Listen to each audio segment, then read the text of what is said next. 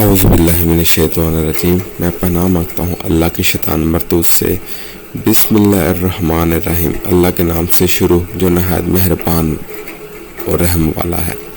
تبت یدا ابی لہب و تب، تباہ ہو جائیں ابو لہب کے دونوں ہاتھ اور وہ تباہ ہو ہی گیا۔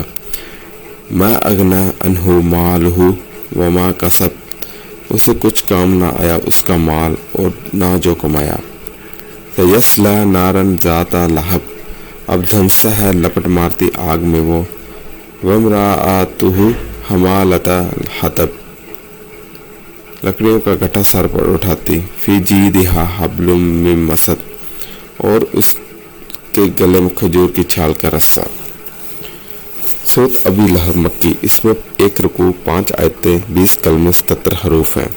شان نزول، جب نبی کریم صلی اللہ علیہ وسلم نے کوہ صفا پر عرب کے لوگوں کو دعوت دی، ہر طرف سے لوگ آئے اور حضور نے ان سے اپنے صدق و امانت کی شہادتیں لینے کے بعد فرمایا، انی لاکم نذیر بین یدی عذاب شدید۔ اس پر ابو لہب نے حضور سے کہا کہ تم تباہ ہو جاؤ، نعوذ باللہ، کیا تم نے ہمیں اس لیے جمع کیا تھا؟ اس پر یہ سورت شریف نازل ہوئی اور اللہ تعالیٰ نے اپنے حبیب اکرم صلی اللہ علیہ وسلم کی طرف سے جواب دیا۔ ابو لہب کا نام عبد العزیٰ ہے، یہ عبد المطلب کا بیٹا اور سید عالم صلی اللہ علیہ وسلم کا چچا تھا۔ نہایت ہی گورا انسان تھا، اس لیے اس کی کنیت ابو لہب اور اس کی کنیت وہ مشہور تھا۔ دونوں ہاتھوں سے مراد اس کی ذات ہے، یعنی اس کی اولاد مروی ہے کہ ابو لہب نے جب پہلی آیت سنی تو کہنے لگا کہ جو کچھ میرے بھتیجے کہتے ہیں اگر سچ ہے تو میں اپنی جان کے لیے اپنے مال و اولاد کو فدیہ کر دوں گا۔ اس آیت